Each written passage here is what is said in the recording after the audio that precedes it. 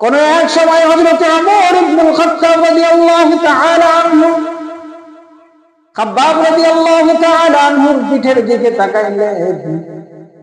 তাকানোর পরে খাব্বাবের পিঠের অবস্থা দেখে বড় আশ্চর্যিত হয়ে গেল। ওমর রাদিয়াল্লাহু তাআলা আনহু বলতেছে, ভাই খাব্বাব, তোমার পিঠের অবস্থাটা এমন কিভাবে হলো? আল্লাহু আকবার। আল্লাহর পয়গম্বরের সাহাবী হযরত খাব্বাব রাদিয়াল্লাহু তাআলা আনহু চোখের পানি ছেড়ে দিয়ে বলতেছে, ইসলামের প্রথম যুগে যখন আমরা ইসলাম গ্রহণ করি, তো এই ইসলাম আনার কারণে মক্কার বড় বড় কাফেররা আমাদেরকে এমন ভাবে নির্যাতন করত, উত্তপ্ত আগুনের মতো গরম কয়লার উপরে আমাদেরকে শয়ন করানো হতো, গলায় দড়ি বাঁধত, আর গরুর মতো ছাগলের মতো ওই কয়লার উপরে আমাদেরকে টানা হেঁচড়া করত। আমার পিঠে ওই রক্তগুলো, চর্বিগুলো ঝরে ঝরে পড়ে পড়ে ওই কয়লার আগুনগুলো নিভে যেত।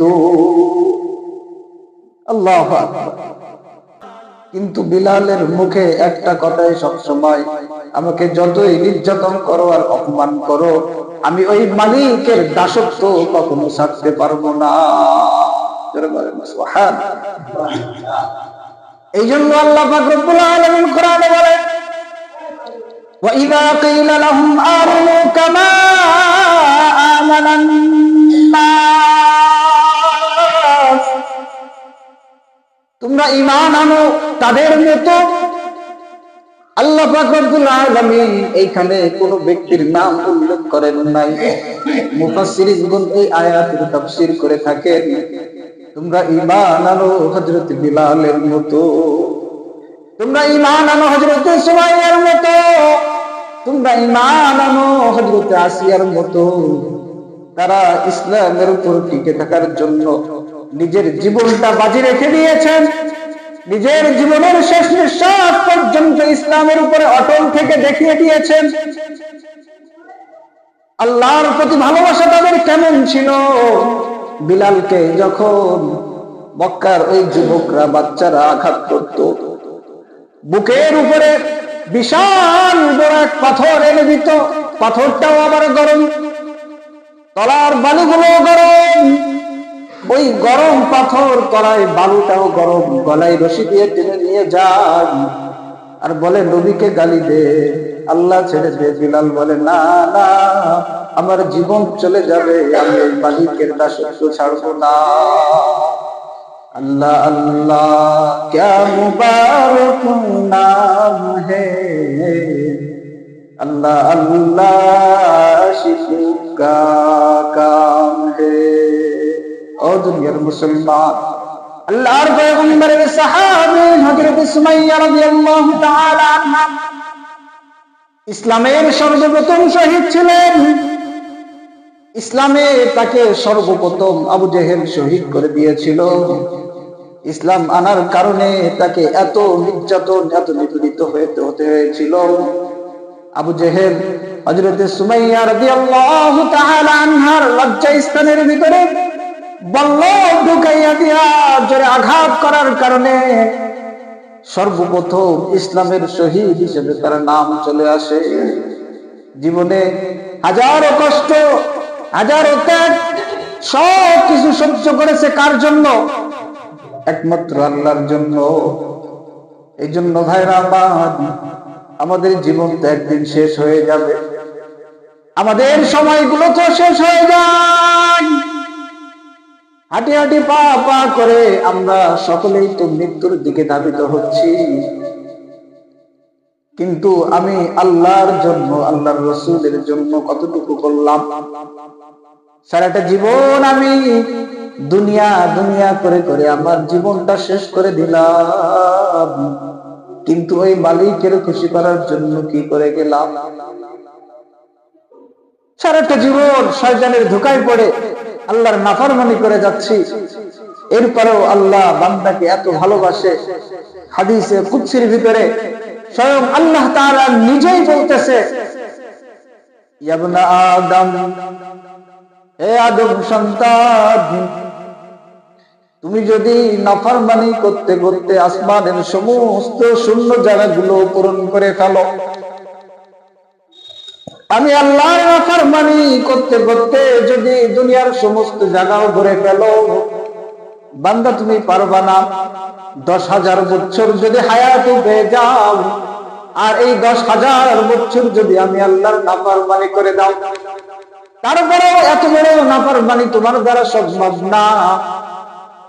তারপরেও যদি কোন ব্যক্তি এই পরিমাণ নাফরমানি করে, তো ওই নাফরমান বান্দা আমার কাছে মাপ চাওয়ার জন্য একবার শুধু ইচ্ছা পোষণ করে মাপ চাই, তো ওই বান্দা মাপ চাইতে দেরি, আমি আল্লাহ বান্দাকে মাফ করতে দেরি করি না।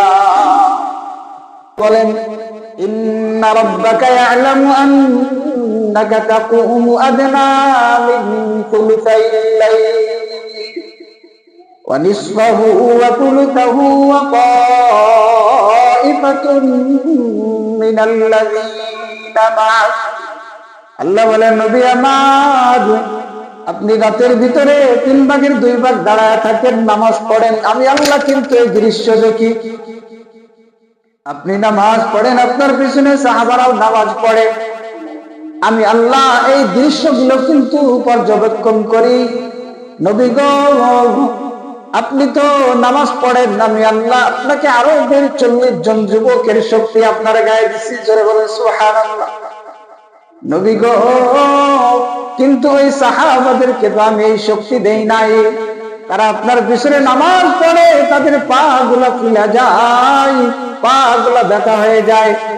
আল্লাহ পাক রব্বুল আলামিন আল্লাহর রাসূলকে বলছে রাতের কিছু অংশ নামাজ পড়তে। রাসূল সারা রাত, অর্ধেক রাত নামাজের ভিতরে কাটায় দেয়। আর আল্লাহ আমাদের অল্প একটু আদেশ করে, দিনের ভিতরে 5টা ওয়াক্ত আল্লাহর জন্য মসজিদে এসে আল্লাহর হুকুম পালন করো। আল্লাহর আদেশ এটা আমাদের পালন করতেই হবে। কিন্তু আল্লাহ তাআলা এত ভালোবাসেন যে এই 5 ওয়াক্ত নামাজ আমি পড়বো, এর বিনিময়ে আল্লাহ তাআলা আমাদেরকে জান্নাত দিয়েছেন। আল্লাহ রাসূল হাদিসের ভিতরে বলছেন, ক্বালা an-নাবিয়্যু সাল্লাল্লাহু আলাইহি ওয়াসাল্লাম, মিফতাহুল জান্নাতিস সালাহ।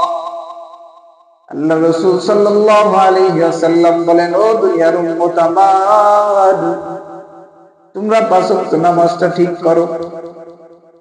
5 ওয়াক্ত নামাজ তোমরা ঠিক করে আদায় করো, আল্লাহ পাক রব্বুল আলামিন এই 5 ওয়াক্ত নামাজের বিনিময়ে তোমার হাতে জান্নাতের চাবিটা দিয়ে দিবে। ইয়া আইয়ুহাল মুযাম্মিল কুমিল লাইলা ইল্লা কালিলা নিসফাহু আও ইনকুস মিনহু কালিলা। নবী গো, আপনি রাতের ভিতরে আমার জন্য অল্প কিছু সময় দাঁড়ান। আমি আল্লাহ চাই না যে আপনাকে কষ্ট হয়ে যাক, আমি আল্লাহ তো এতটুকু চাই, নবী আমার, দুনিয়ার মানুষগুলো যখন রাতের বেলা ঘুমায় যাবে, রাতের বেলায় যখন ঘুমায় পড়বে, আপনি শুধু আমি আল্লাহর সামনে দাঁড়ান কিনা এটা আমি দেখতে চাই। আমি আল্লাহ তো আপনাকে কষ্ট দিতে চাই না। আপনি রাতের দিনে সারা রাত নামাজ পড়বেন, আপনার পা ফুলে যাবে, এটা তো আমি চাই না। আমি আল্লাহ দেখতে চাই যে আমি রবের সামনে আপনি আরামের ঘুম হারাম করে কিছু সময় দাঁড়ান কিনা, এটা চাই।